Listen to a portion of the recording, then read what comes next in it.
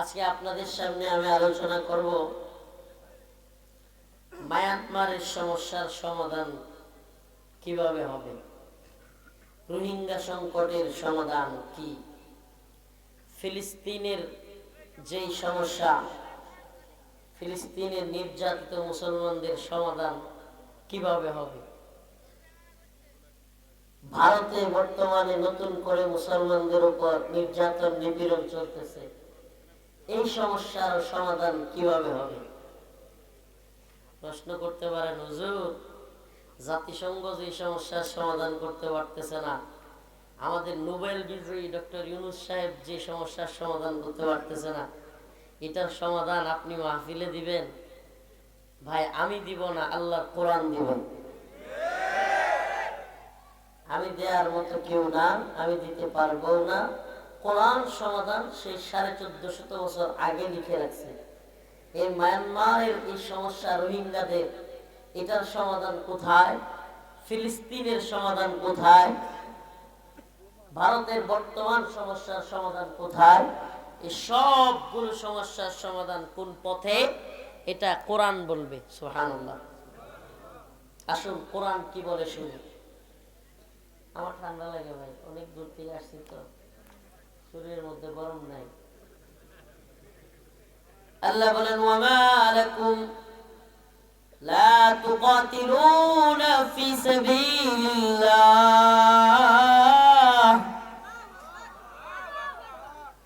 ওয়ামা লাকুম লা তুকাতিলুনা ফি সাবিলিল্লাহ ওয়াল মুস্তাদাফিনা মিনার রিজাল والنساء والولدان الذين يقولون ربنا أخرجنا من هذه القرية الظالم أهلها واجعل لنا من لدنك وليا واجعل لنا من لدنك نصيرا। যেহেতু বলছি ফিলিস্তিনের সংকটের সমাধান, রোহিঙ্গা সমস্যার সমাধান, বর্তমান ভারতীয় আধিপত্যবাদ কিংবা মুসলিম মুসলমানদের উপর যে নতুন আইন তৈরি করেছে, ওয়াকফ বিল, শুনছেন আপনারা? এটার নাম শুনছেন? ওয়াকফ আইন। মুসলমানদের মাদ্রাসা, মসজিদ, ঈদগাহ, ওয়াকফ সম্পত্তিগুলো দখল করে নিচ্ছে। সমস্যার তো অভাব নাই, এত এত সমস্যা, অথচ আল্লাহ কোরআন বলতেছে সমাধান একটা পথে। কিছুদিন আগে, এই তো রিসেন্ট, মানে একেবারে মনে হয় 1 মাস হবে কিনা, 15-20 দিন আগে বা 1 মাস আগে, 1 মাস আগে হয়তো, জাতিসংঘের মহাসচিব আসছিল বাংলাদেশে। বলতে পারেন আপনারা? রোজার মধ্যে, তাহলে তো 1 মাসই হবে মনে হয়, 1 মাস। জাতিসংঘের মহাসচিব আসছিল, রোহিঙ্গাদের যে ক্যাম্প কক্সবাজারে, সেটা ঘুরে আসছে। হারে মিডিয়ায় তুলপাড়, বলা হয়েছে 1 লক্ষ রোহিঙ্গাকে ফেরত নিবে। আগামী রমজানের ঈদ উদযাপন করা হবে সেই রোহিঙ্গাদের সাথে মায়ানমারে গিয়া। শুনছিলেন গল্প? হ্যাঁ, এই গল্প শুনছিলেন? আমি আমার আলোচনা বুঝতে হলে আগে এই উদাহরণগুলো বুঝতে হবে। এখন আজকে আমাদের প্রধান উপদেষ্টার প্রেস সচিব বলল রোহিঙ্গাদের প্রত্যাবর্তন সম্ভব না। রোহিঙ্গাদের প্রত্যাবর্তন সম্ভব না। আরাকান আর্মি নামে একটা দল আছে মায়ানমারে, তাদের সাথে আলোচনাও করা যাচ্ছে না, আবার তাদের সাথে মিটিংও করা যাচ্ছে না, তো এই জন্য রোহিঙ্গাদেরকে পাঠানো যাচ্ছে না। আল্লাহ মাফ করুক, আমি ছোট মানুষ, কোরআন থেকে বললাম লিখে রাখেন, লিখে রাখেন। হে রাজশাহী বাগবাড়ার মুসলমান, এই ইউটিউবারদের মিডিয়ার সামনে কিংবা ইউটিউবারদের সামনে বা হাজারো জনতার সামনে বলে গেলাম, লিখে রাখেন এই জাতিসংঘ নামের এই কুফরি সংস্থার মাধ্যমে এই বিশ্ব, এই তথাকথিত ইন্টারন্যাশনাল কমিউনিটির মাধ্যমে মুসলমানদের এই একটা সমস্যার সমাধান হবে না। লিখে রাখেন, তারিখটা লিখে রাখেন, 2025 সাল এপ্রিল মাস 19 তারিখ পড়ে গেছে, 18 তো শেষ, 12টার পরে 19 এপ্রিল।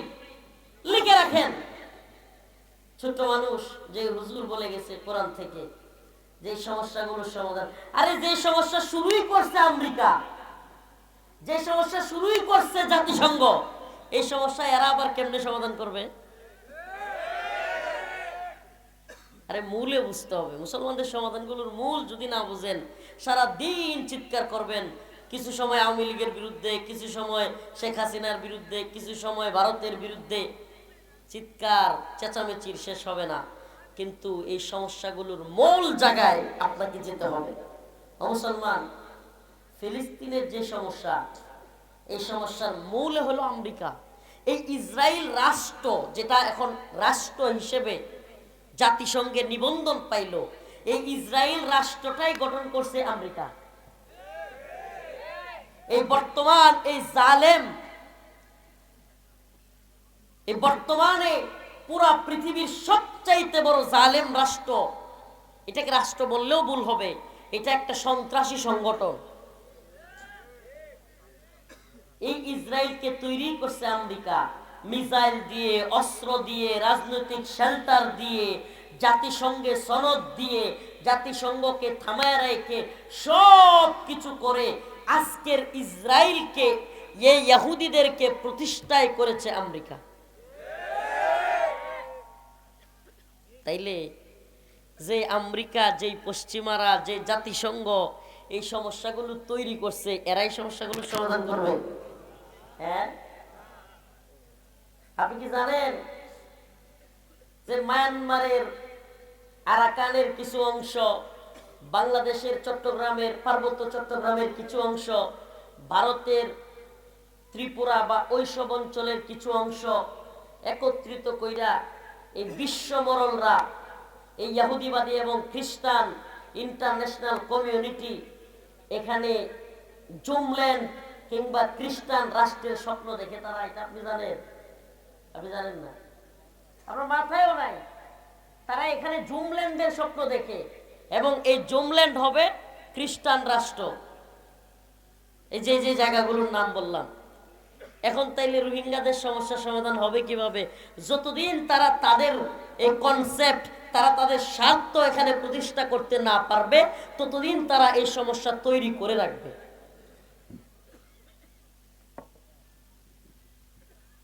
প্রিয় ভাইরা আমার, একদিকে গ্রেট ইসরায়েল, ইহুদিবাদীরা পুরো পৃথিবীতে ইহুদিবাদী সাম্রাজ্য প্রতিষ্ঠা করার জন্য তাদের রোড ম্যাপ তৈরি করে রেখেছে।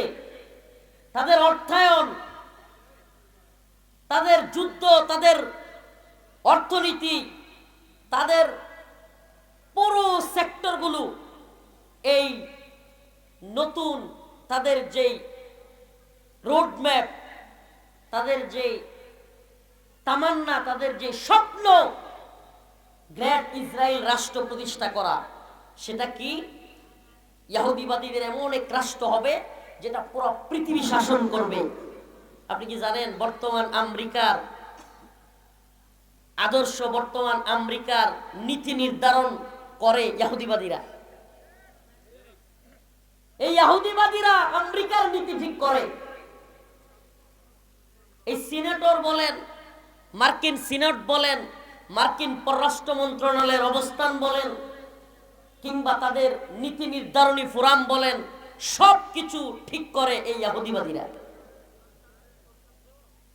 প্রিয় ভাইরা আমার, কি বললাম, একটু আলোচনা বুঝতে একটু কষ্ট হলে আমি সহজ করে দিব, কিন্তু একটু বুঝবার চেষ্টা করেন উম্মার বর্তমান পরিস্থিতি এবং এটার সমাধান কোরআন কি বলে। এখান থেকে নিতে হলে আপনাকে এই প্রথম কথাগুলো, বর্তমান বিশ্ব পরিস্থিতিটা একটু বুঝতে হবে। ইহুদিবাদী ইসরায়েল তাদের তামান্না কি? দ্য গ্রেট ইসরায়েল রাষ্ট্র গঠন। গ্রেট ইসরায়েল কি? আরো সহজ করে বললে, পুরো পৃথিবী ইহুদিবাদীরা শাসন করবে।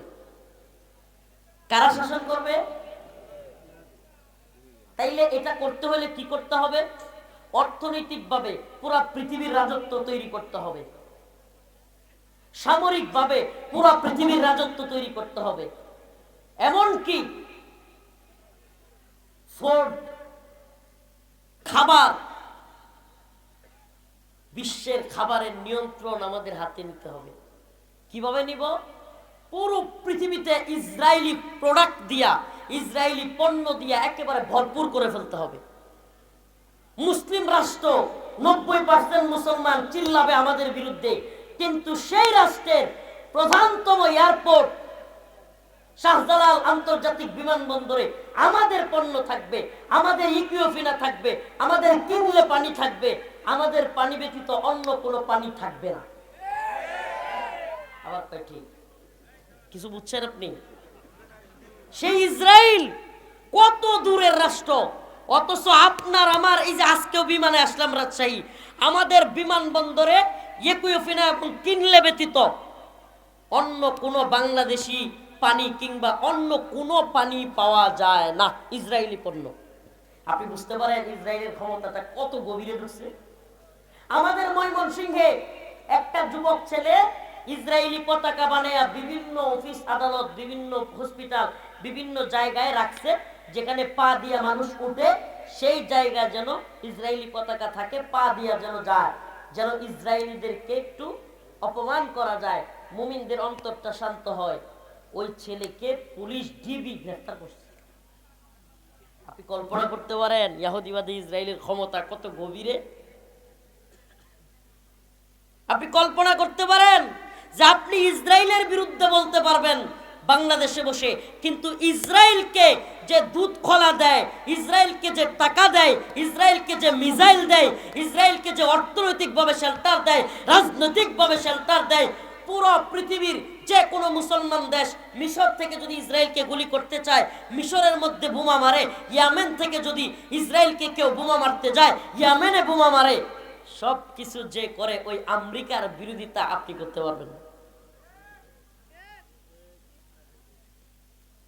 কেন? ওই যে দা গ্রেট ইসরায়েল প্রতিষ্ঠা করতে হবে। দা গ্রেট ইসরায়েল, ইহুদিবাদীরা পুরো পৃথিবী শাসন করবে। ইহুদিবাদী পণ্ডিতরা স্বপ্ন দেখতেছে যে এই ইসরায়েল এমন এক রাষ্ট্র হবে, ইহুদিবাদীদের ক্ষমতা পুরো পৃথিবীতে হবে। আমাদের মসিহ আসতেছে, নাউজুবিল্লাহ। নাম কি তাদের? মসিহ। মসিহের নাম কি? দাজ্জাল, মসিহুদ দাজ্জাল। এখন এই আলোচনাগুলো বললে অনেকেই বলে, হুজুরা কি বলে, কিসের দাজ্জাল, কিসের গ্রেট ইসরায়েল, সব মাথার উপর দিয়ে যাইতেছে। হুজুর একটু আওয়ামী লীগের কথা বলেন, আমি বুঝবো। আরে আওয়ামী লীগ কোন গোড়ার ডিমই না, আপনি বুঝেন নাই ভাই। আপনার মূল শত্রু আওয়ামী লীগ না। আওয়ামী লীগ কি? আওয়ামী লীগ তো ফু মারলে দেশে উড়ে যায়, হাওয়া হয়ে গেছে। আপনি কথা বোঝার চেষ্টা করেন, এই ঠিক করে বলেন, এই যে বুঝছি, কমন করছে। এত বিশ্ব রাজনীতি, ওয়ার্ল্ড, এইগুলো আমি কি বুঝি হুজুর? আমার আওয়ামী লীগের বিষয় বলেন, আমি বুঝি। আরে ভাই, আওয়ামী লীগ তৈরি করছে হলো ভারত। এই বর্তমান আওয়ামী লীগ বা হাসিনাকে এই জায়গা পর্যন্ত, এই জুলুমের পর্যায়ে নিয়ে আসছে কে? ভারত। তো আপনাকে যদি প্রকৃতপক্ষে আওয়ামী লীগ কিংবা হাসিনা তৈরি না হোক, আপনি সেটা চান, তাহলে আপনাকে বিরোধিতা করতে হবে ভারতের, আওয়ামী লীগের না। কথা বোঝার চেষ্টা করেন। ঠিক তেমনি ভাবে আজকের ইসরায়েল তৈরি করছে আমেরিকা।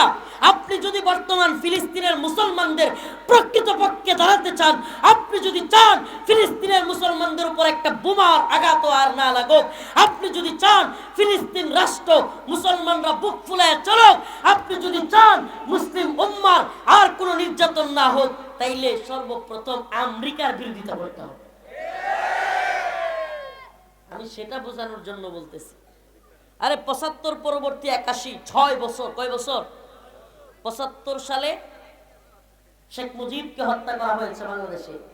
৭৫ পরবর্তী ৬ বছর, ৮১ সাল পর্যন্ত শেখ হাসিনা কোথায় ছিল জানেন? কোথায় ছিল? তো ভারতে ছিল। এই 6 বছর তারে কি খালি খাওয়াইছে আর পালছে, নাকি ব্রেনের মধ্যে কিছু দিছেও? হ্যাঁ, তাইলে কে এই প্রোডাক্ট হাসিনা নামক প্রোডাক্টটা তৈরি করছে? কারা? কথা কয় না? ব্রেন ওয়াশ করে রয়ের একেবারে টপ লেভেলের এবং হিন্দুত্ববাদীদের টপ লেভেলের সমস্ত বুদ্ধিজীবীরা মিলে রয়ের সমস্ত মাথা যেগুলো, এরা সবাই মিলে হাসিনারে তৈরি করছে। তো আপনি যদি বাংলাদেশ রাষ্ট্রকে ভালোবাসেন, আপনি যদি মুসলিম উম্মাহকে ভালোবাসেন, আপনি যদি জালেমদের প্রকৃত বিরুদ্ধে দাঁড়াতে চান, আপনাকে দাঁড়াতে হবে ভারতের বিরুদ্ধে, যে হাসিনারে তৈরি করছে। আর আপনি যদি ছাগলের 3 নাম্বার বাচ্চা ইসরায়েল, ছাগলের 3 নাম্বার বাচ্চা আওয়ামী লীগরে নিয়ে লাফান, তাইলে বুঝবেন আপনি মূল ইসলামের দুশ্মনকে আপনি চিনেন না। ইসলামের মূল দুশ্মনকে আপনি জানেন না। এজন্য প্রথমেই বলেছিলাম